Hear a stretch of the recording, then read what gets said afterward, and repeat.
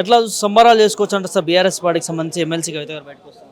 ఇగో ఇది టీఆర్ఎస్ అనేది టీఆర్ఎస్ బీఆర్ఎస్గా మారింది. ఒక ఉద్యమ పార్టీగా ఉండి దాని తర్వాత బీఆర్ఎస్ రాష్ట్ర వ్యాప్తంగా దేశవ్యాప్తంగా ఒక మంచి పాలన జరపాలనే ఒక మంచి ఉద్దేశంతోనే బీఆర్ఎస్గా మారింది. దాంట్లో కవిత గారిని లిక్కర్ కేసులో ఇరికించడము, కేంద్రము ఏదైతే కుట్ర పన్ని కేంద్రంతో కూడా సహాయ సహకారాలు తీసుకోకుండా ఈ రాష్ట్రాన్ని తొలి ముఖ్యమంత్రి 29వ రాష్ట్రానికి తొలి ముఖ్యమంత్రి కేసీఆర్ గారు కేంద్రానికి సపోర్ట్ చేయకుండా రాష్ట్రాన్ని అభివృద్ధి పటంలో ముందుకు సాగిన 10 సంవత్సరాల చరిత్రలో ఆయనను ఏ విధంగా ఇరికించాలనే ఒక ఉద్దేశంతో కవిత గారిని లిక్కర్ కేసులో ఇరికించడం జరిగింది.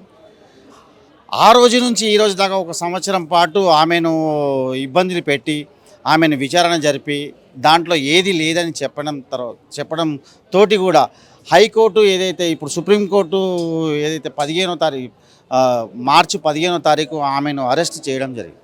అరెస్ట్ చేసిన తర్వాత కంటిన్యూగా ఢిల్లీ హైకోర్టు ఆమెకు ఏదో విధంగా బెయిల్ ఇవ్వకపోవడము, దాన్ని మేము ప్రతి దానికి కూడా ఒక ఆడపడుచు తెలంగాణ ఆడపడుచుని ఏ విధంగా ఇబ్బంది పెట్టాలి, కేసీఆర్ని ఇంత పెద్ద వృక్షాన్ని ఏ విధంగా ఢీకొనాలి అనేది కేంద్రము మోదీకి నిద్ర పట్టడం లేకుంటే దాంట్లో మోదీకి ఒక ఆడపడుచుని తెలంగాణ ఆడపడుచు ఒక ఉద్యమ పార్టీ బతుకమ్మతోనే ఒక తెలంగాణను ఒక సుస్థిరమైన వరల్డ్లోనే బతుకమ్మని తీసుకుపోయినటువంటి ఒక తెలంగాణ ఆడపడుచు కాబట్టి బతుకమ్మ ఆ రోజు నుంచి అరెస్ట్ అయినప్పటి నుంచి కూడా నేను కడిగిన ముత్యంరా బయటికి వస్తానని చెప్పింది.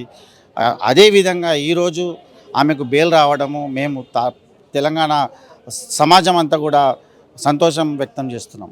ఎందుకంటే ఈరోజు పార్టీకి బలము ఒక నాయకురాల్ని ఒక మహిళను ఇబ్బంది పెట్టడము, దాంట్లో కేసీఆర్ను ఏ విధంగా ఢీకొడితే ఈ కరెక్ట్ ఉంటుంది అనేది ఆయన మొత్తం దేశవ్యాప్తంగా తిరుగుతే ఎంత రెస్పాండ్ వచ్చిందో దాన్ని తట్టుకోలేక కేంద్రం కానీ రాష్ట్రం కానీ ఇప్పుడు ముఖ్యమంత్రి కానీ కూడా ఎలాంటి వాళ్ళు ఈ బెయిల్ రాకుండా చూడాలనేది వాళ్ళ నైతిక హక్కుగా నేను భావిస్తున్నాను. ఎందుకంటే భగవంతుడు ఉన్నాడు.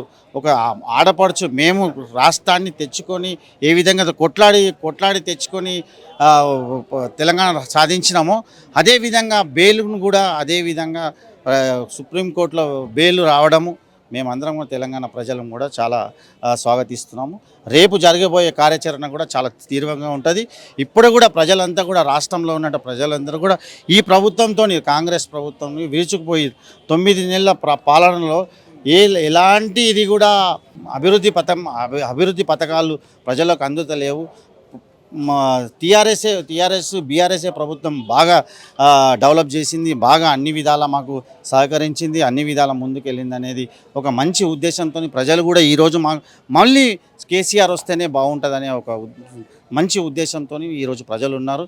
ఈరోజు కవిత గారు రావడము యావత్తు భారతదేశము యావత్తు మహిళా సమాజం కూడా సంతోషము ఏర్పడుతుంది.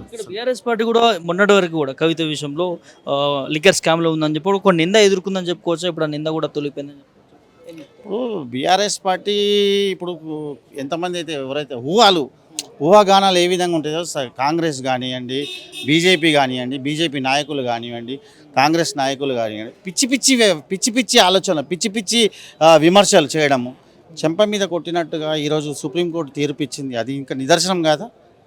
ఒక నిదర్శనమే కదా.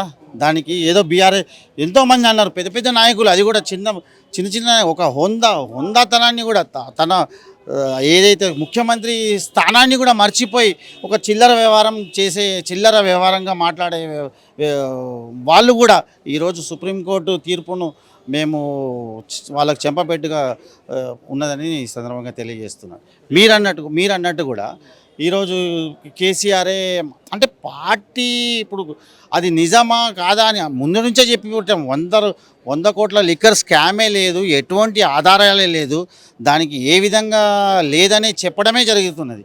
దాన్ని ఏదో మ్యానిపులేట్ చేసి ఏదో సృష్టించి ఏదో వాళ్ళకు ఎవిడెన్స్ను సృష్టించి ఫాల్స్ ఎలిగేషన్స్ సృష్టించి ఆమెను ఇబ్బంది పెట్టడమే తప్ప ఈ ఐదు నెలలు ఏమైనా ఏదైతే ఇబ్బంది పెట్టారో ఆమెకు దానన్నిటిని కూడా ఈరోజు పార్టీ దాన్ని ఏ విధంగా ముందుకు తీసుకెళ్తుంది అనేది కూడా మేము కార్యాచరణ మేము ముందులో ప్రకటిస్తాం. ఎట్లా చూడొచ్చు మేడం ఎమ్మెల్సీ కవిత గారు బెయిల్ రావడం? ఇప్పటికైనా వచ్చినందుకు చాలా సంతోషం.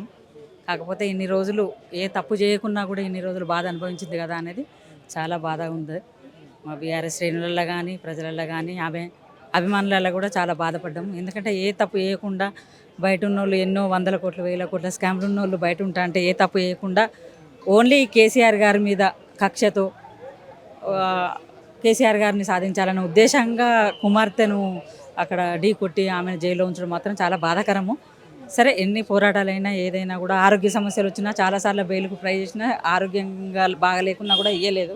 లాస్ట్కు వాళ్ళ దగ్గర ఏ సాక్ష్యాలు లేకుండా ఎన్ని రోజులను ఉంచుతారనేది వాళ్ళకి అర్థం కాలేదు. ఎందుకంటే హైకోర్టు సుప్రీంకోర్టు చివాట్లు పెట్టినా కూడా దాన్ని ఇంకా జరుపుకుంటా లాస్ట్కి ఇంకా ఏం లేదు. ఇక ఎన్ని రోజులు జరపడానికి కూడా వాళ్ళ దగ్గర ఎలాంటి జవాబు లేక లాస్ట్కి ఎన్ని రోజులకైనా ఇచ్చిండ్రు. కాబట్టి ఇప్పటికైనా సంతోషపడుతున్నాం మేము అందరం. అంటే దీనిపైన కూడా కొన్ని విమర్శలు వినిపిస్తూ ఉన్నాయి. పార్టీ విలీనం చర్చ వల్లనే బయటకు వచ్చింది. పార్టీ విలీనం గురించి మా నాయకులందరూ కూడా చాలా ఇంతకుముందే చాలా క్లారిటీ ఇచ్చిండ్రు. అలాంటిది ఏమి ఉండబోదని కూడా చెప్పిండ్రు. కాబట్టి అట్లాంటి ఉద్దేశం కూడా ఎవరికి లేదు. ఇది కావాలని ఈ డైవర్ట్ హోల్డింగ్స్లలో ఒక భాగంగా కాంగ్రెస్ బదనాం చేస్తుంది తప్ప అలాంటిది ఏమి ఉండదు.